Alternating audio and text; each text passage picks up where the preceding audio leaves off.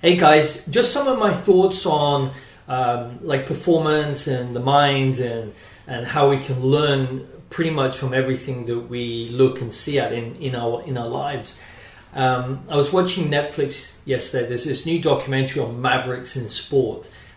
It's okay, it's not great. I was watching the one on boxing, and it was they didn't have any of the real footage, so they couldn't get Sky Sports or whatever because of the rights. But there's some very interesting interviews with some of the top guys, and one of the guys that came up was a guy called Chris Eubank. I don't know if you remember him.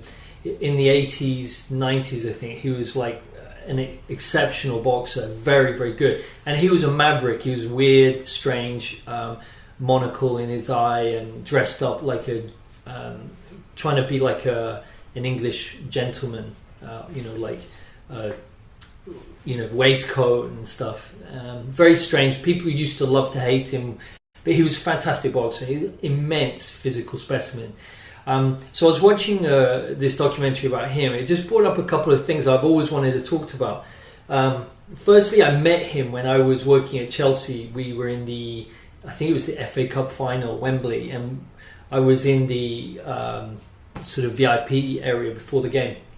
And I was with this little Italian osteopath, funny guy, and we were waiting to take our seats. And there was Chris Eubank, and he was just a man mounted. It was just wow. In person, it's incredible. And the Italian guy went, "Chris Eubank?" And I went, "Yeah." And he walked up to him from behind, kicked him in the ass. I was like, "What the fuck?" And Chris Eubank turned around with his, like, ready, fist up. And the little Italian guy, no, I'm joking. We got talking to him. He was cool. He was a very cool guy. But firstly, he just talked, didn't listen, and just talked too much. Talked at you his way. And I think you see that in later career. He's a manager of his son. People say he doesn't listen. There's extremes, right? Some people listen to everyone, some people listen to no one. He seems to be more on that spectrum.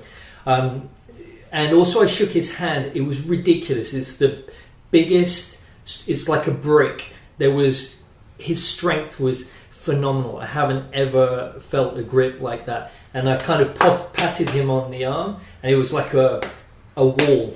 It was just absolutely solid. And he was, I don't know, he's 50 something, and so he's just, in terms of physical specimen, it's just incredible. And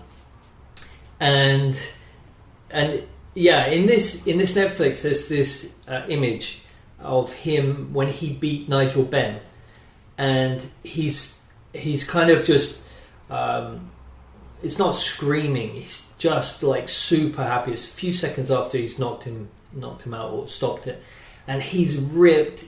Just like, it's just such a powerful image. And in the documentary, he says, he was talking about what that image meant to him. He was like, sacrifice, lonely, hard work, focus, and he says like 50 things it means to him because he likes to talk.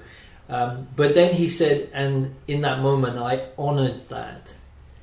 And I thought that was so powerful, and that is so important for me, with my work, doing my day, and I think for everyone, is we set about to do things, we achieve them, and we have to honor that. We have to celebrate it. One, to get dopamine in the brain, so we want to continue to do things where we win, and also just to honor what you've done, because that's what we're here for, to do things. It's just a game. We're trying to achieve things.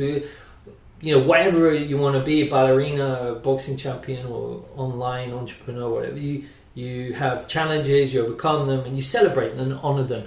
I think that's super important. It's something I've actually done because I realized it was something I was lacking in my life, and so I honor things. I honored yesterday. I had a keto carrot cake to celebrate something I did yesterday, and I honored what I'd done. It's an important factor. So that was very cool. I thought him saying that back then was real insight. Another thing, lastly, was when he fought Steve Collins. Like his mental strength was ridiculous. So he fought Steve Collins. Steve Collins is not also extremely strong Irish boxer, and I remember they had this press conference, and in it, Steve Collins asked Chris Eubanks a question. Chris Eubanks was unflappable, and there's a documentary about this where he describes it. And Steve Collins said, "Hey Chris, I'm fighting for my people. I'm fighting for my people here, the Irish. I'm fighting for them." And he turned to Chris and he said, "Who are you fighting for?" And Chris Eubank knew at that moment that he'd lost the fight, because he'd found his weakness, he'd found his wound, or I just call it like there was just a massive energy drop.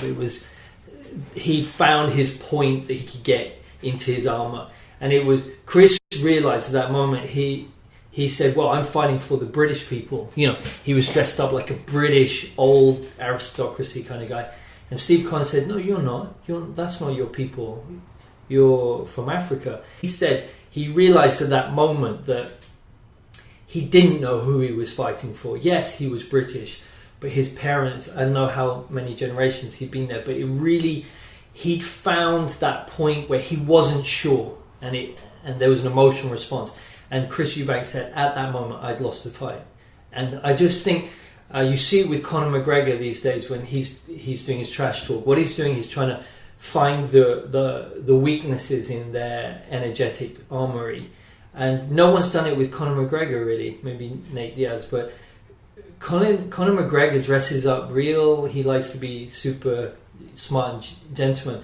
I think that's portraying something. I think there's something that if someone really looked into it, they could find where his point is. But we all have them, and what we need to do is look at ourselves and look at those points of pain and clear them ourselves. So it was just looking at Chris Eubank and as a spiritual teacher for me. He's taught me many different things, and that's kind of cool. And that was just my kind of video podcast on just always what you're seeing. There's something super valuable to learn from, and I appreciate you listening. If you like the video, please press like and subscribe. I'm going to be coming out with loads of videos and content now. I'm super enjoying it, and please comment, and I'm here to reply. Okay.